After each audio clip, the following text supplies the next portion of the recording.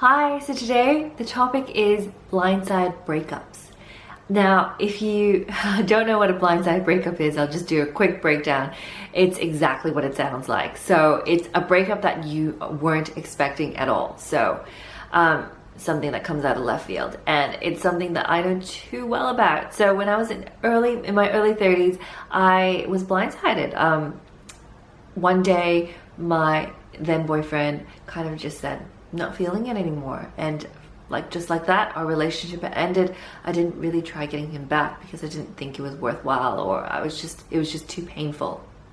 So with that, I had to pick up the pieces. And you know, when you've invested a couple of years, even a couple of months into a relationship, it could be really devastating for someone to just end it in a 1 second. All of a sudden, all these memories and all this emotional investment you put into your relationship is just kind of wiped clean.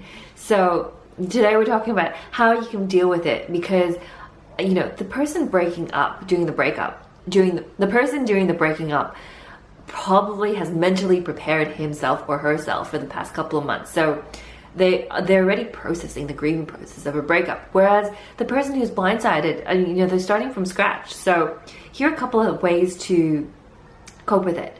So number one is, process the emotions. If you feel sad, if you feel disappointed, if you feel angry, all those feelings are fine. The worst thing you can do is really, hold it in and tell yourself that you're fine when you're really not. It's okay to feel, sad. And I know a lot of people are in a rush to kind of get over it really quickly and move on because they think it's a waste of time. But, sometimes the end of a relationship is the death of not only the relationship, but of a life that you shared together, a different version of you. So, you really need to take the time to process those emotions and really feel them before you can move on to another person. It's kind of like cleansing.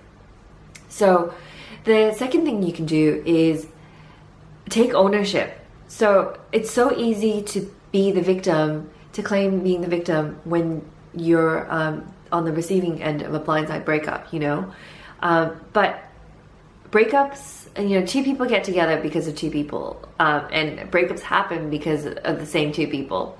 So somewhere down the line, you have contributed to this breakup. So have a look, take ownership, and how the part that you played in the relationship and the state it's in.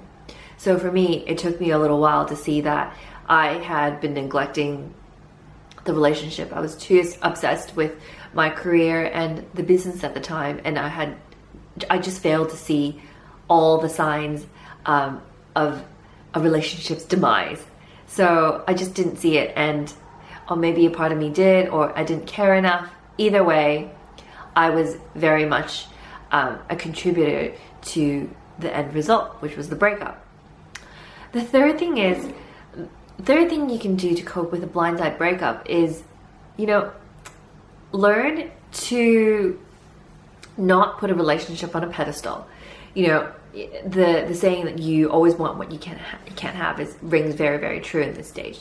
After a breakup, you're thinking, things were so great. We used to have all these different memories. He was such a fantastic boyfriend. I can't believe I lost him. All these feelings. You want to think about the good things, but in doing that, you're really just putting a relationship on a pedestal. And if you go back and think, I'm not telling you to think the shitty things, but in every relationship, there's a challenge. There are challenges. And when we're grieving the loss of somebody, we don't remember the bad stuff too. So if you can bring up, the good and the bad, you'll see that you'll neutralize your feelings, and you'll see that, maybe it wasn't such a perfect relationship after all. Maybe it ended for a reason. Every relationship, I believe, is a stepping stone.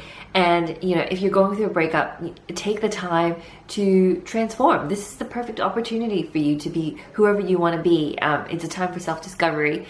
If you don't feel like getting back into dating, it's totally fine. Work on your mindset.